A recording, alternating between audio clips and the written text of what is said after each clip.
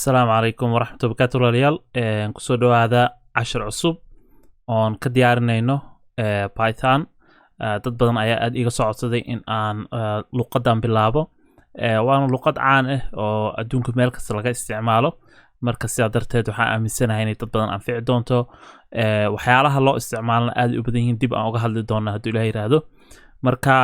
kusoo dhawaada cashirka insha Allah inta aanan bilaabin subscribe deh si aad u heshid casharada soo socdo kan waa cashirkii ugu horeeyay waxaan ku bilaabaynaa marka ugu horeyso horta waa maxay Python waa qofku waxa muhiim ah inuu ogaado waxa wixii yihiin horta sideeda dhanba dhibicda ugu horeyso waxa weeye luqadan waa waxa la yiraahdo high level luqada waxa jiro la yiraahdo low level sida luqada C camal low level waxa loo dhahay maxaa yeelay waxay u dhowdahay mashiinka sababtoo ah luqadaas waxay fahmaysaa nambarada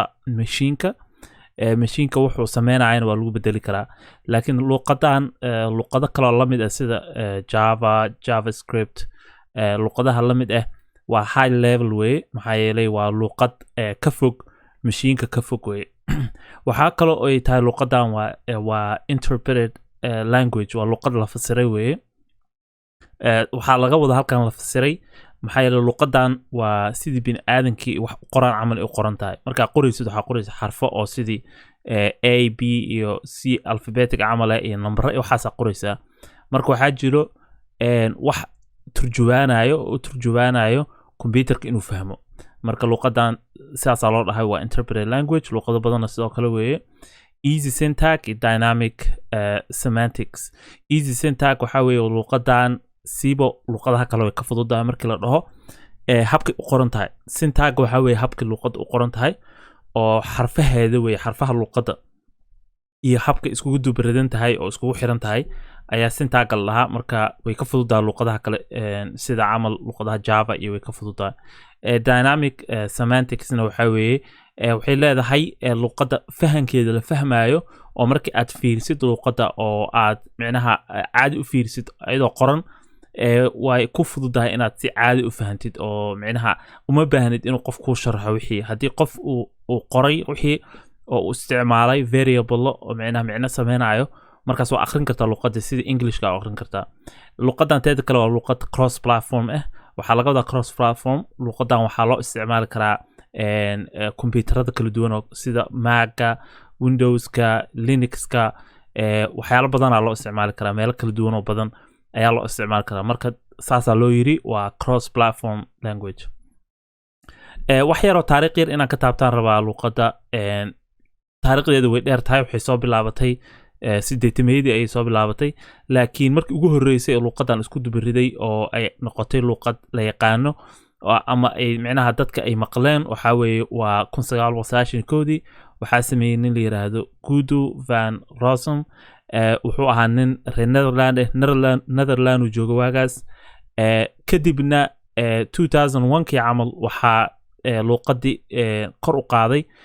company la yiraahdo ama organization la yiraahdo Python Software Foundation luqadan sideedaba ninka saa u jeedaan sawirkiisa dhinaca ku yaalo wuxuu bilowga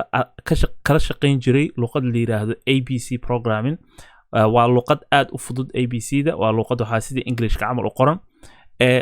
dad buu kala shaqeyn jiray markii dambe wuxuu yiri fasax u qaatay fasaxu ku maqnaa ayaa waxa dhacday in uu ka fikiro hab ka fudud micnaha xogaha ka wanaagsan ABC waxay luqad aad u fudud oo basic ah laakiin wuxuu rabaa asaga wax la tartami karo luqadaha C camal la tartami karo inkastoo markaas luqadaha C iyo C++ ayaan luqado aad micnaha markaas loo isticmaalay oo mashiinada iyo qalabaadka wax kasta loo isticmaalay laakiin waxay ahayn luqado aad u adag ah markii la fiiriyo habka loo dhigayo marka luqadan Python ninkan wuxuu ka shaqeyn jiray ABC oo af English ahaan u qoran oo iska caadi English waa wax kale oo ku jiro ma jiro ayuu wuxuu yiri waxaan rabaa inaan kala mid dhigasaan isla markaasna ay ahaato luqad qatar marka Python ayuu micnaha soo saaray markuu Python sameynayana wuxuu ugu magac daray show u jeclaa ninkan oo la dhihi jiray Marty Python's Flying Circus la dhihi jiray oo waagaas 8 ilaa 9 ka socday wadankaas Britishka marka BBC TV show ayuu ahaa marka cabaara la soo socday ninkan la yiraahdo Rossum waxaa lagu magacaabi jiray benevolent dictator for life basically waxa weeye ninkan asaga ayaa gacanta ku hayay luqado dhan macnaha dictator camal ka ahaa marka asaga looga dambeyn jiray laakiin markii imaadeen 2018 sanadkii 2 sano ka hor ayuu ka degay bishii July bishii 7 ayuu ka degay inuu ka madax ka ahaado Python kadibna wuxuu u shaqeeyay Google ka bacdina wuxuu hadda u shaqeeyaa company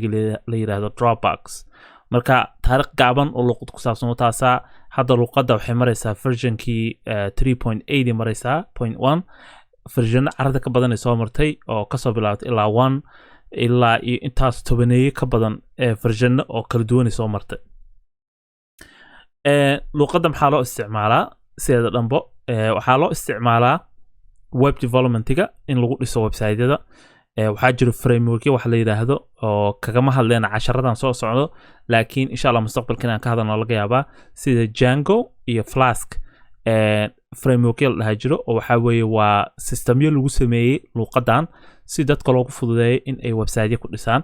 waxaa kale loo isticmaalaa number 2 data science wax la yiraahdo data science-ka waxa weeye waa barashada cilmiga isku aruurinta informationka iyo daarada basically waxaa jira library lagu dhisay luqadan oo loo isticmaalo sida library-ga la yiraahdo TensorFlow iyo NumPy waxaa kaloo luqadan loo isticmaalo machine learning data analysis data visualization iyo scripting iyo automation waxaas oo dhan loo isticmaalaa marka waxyaalaha carrada ka badan waaye kulli anaga ma tataabanayno qaybta web development bisa mustaqbalka taaban doonaa marka waxyaalahaasi wax ka badan loo isticmaalo luqadda waa luqad very flexible markay noqoto dhinaca isticmaalka so maxaa u baahan tahay luqadan haddii aad rabtid inaad macnaha isticmaasho hadda aad soo dejisatid marka ugu horeysa waa inaad soo dejisato Python versionkii ugu dambeeyay so hadda videogan duubay waa 3.8.1 weeye waxaa kaloo u baahan tahay haddii aad Windows isticmaalaysid Git Bash ayaa u baahan tahay Git Bash waxa weeye waa terminal weeye oo loogu talagalay in lagu run gareeyo code-ka waan ku tusi doonaa insha Allah waxaa kaloo u baahan tahay editor so editor-ka harta isticmaal kartaa annaga waxaan isticmaalaynaa editor la yiraahdo VS Code so let's get started marka ugu horeysa waxaan sameynaynaa waa inaan aadno website-ka Python so waa kana Python waxaa haysaa python.org so python.org marka aadid waxaad taabanaysaa downloads so downloads marka taabato waxaad sameyn kartaa kan ugu horeeya waa taaban kartaa oo kan laakiin waxaan dhihi lahaa haddii aad leedahay kaba soo qaad Windows-kaada hadduu yahay 64 ama 64 bit waxaad taabanaysaa Windows kadib waxaad raadsanaysaa 64 bit kan ku qoran tahay also waxaad download garaysanaysaa executable installer kan dhaxan oo waa software-kii bahalka lagu install gareynayo marka 64 kaas raadsanaysaa version-kana 3.8.1 dhagaysiinaysaa inta kugu install gareynayo ani already ugu jira waxaan ku tusaa basi u egtahay meesha lagu install gareynayo saana ku soo baxayso waxa ugu muhiimsan meeshan waxa weeye waxaa taabanaysaa kan ugu hooseeyo oo dhahayso add Python 3.8 to path taas aad bay muhiim u tahay maxaa yeelay computerkaada ma fahmaayo Python-ka meesha ku taalo haddii aadan taas taabanin kadibna waxaa leedahay install and then bahalkan raacaysa instruction-kiisa bas waa markaas waa iska fududahayba asaa ku geynaya meesha u baahnayd markaad dhammaysid kabacdi wuu kaa xirmanayaa the next thing wax kale u baahanta waxaa weeye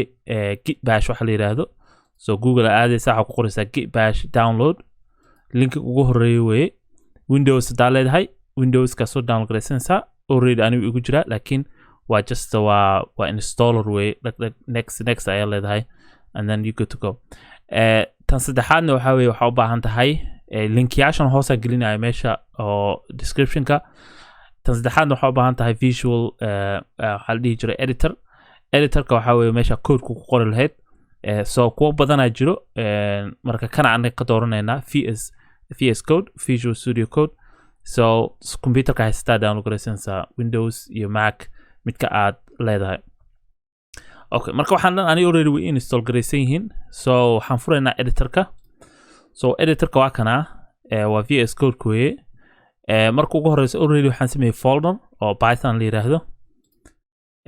so waxaan sameynaynaa file cusub aan sameynaynaa marka we gonna save new file waxba kuma qorayno we gonna save it first marka hore save aan leenahay save as and then waxaan ku save garaynaynaa inta waxaan dooranaynaa all files waxaan ku save garaynaynaa hello world.py marka Python markay noqoto waa inay py u dambeyso way .py kuwa kale sida JavaScript waa .js PHP waa .php so Python waa .py save aan leenahay so hadda filekii wuxuu noqday Python so hadda meesha hoose ii furan waa git bashki weye git bashkana waxa weeye waa terminal sida saan camal u egyahay markii aad asaga gooni u furtid saan u egyahay laakiin editorka markuu kugu jiro oo VS Code kugu dhex jiro inta koraa tagaysa terminal waxaa leedahay new terminal hoosuu kasoo baxaya marka wuxuu kaloo kuu sheegaya meeshaad joogtid wuxuu ku leeyahay waxaa joogtaa fileka meesha ku jirto ku tusaaya so codekanaga intaan ku raangaraynayna oo markii aan rabno inaan wax aan ku tuso intuu kasoo baxaya so marka aan bilaawno waxa ugu horeeyo oon sameynaya waxaa weeye marra video aad inuu dheeraado waxa ugu horeeyo sameynaya waxaa weeye hello world kaanaan gelinayaa kabacdi waan print garaynaynaa so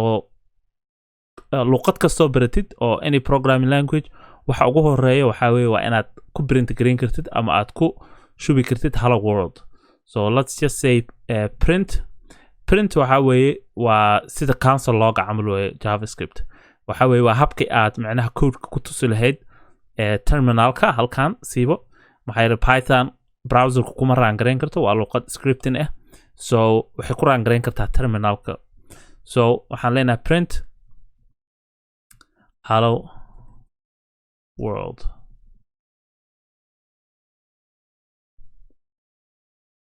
marka hello world markaa qortid then waa save garaynaysaa save aan leenahay markaa rabtid inaad raangaraysid marka Python horta marka hore waa inaan ogaano Pythonka noogu jirto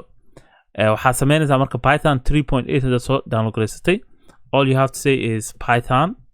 meeshaan oo terminalka ah Python version ayaa leedahay Python version so saa ujeedid wuxuu ku tusayaa 3.8.0 so aniga already waxay ugu jirto 0.1 inaad kugu jirtaa laga yaabaa markaad soo download garaysatid soo install garaysatid laakiin waxaa ogaataa Pythonka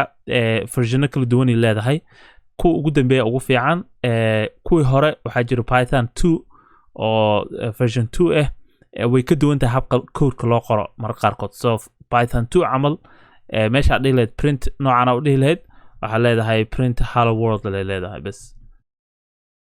saas u qoraysaa marka ma gelinayso quotationka so way kala duwan ogow versionadu way kala duwan so markii aad versionka dooranayso ogow in ay waxyaalo kale ku kala duwan yihiin oo yar yar ah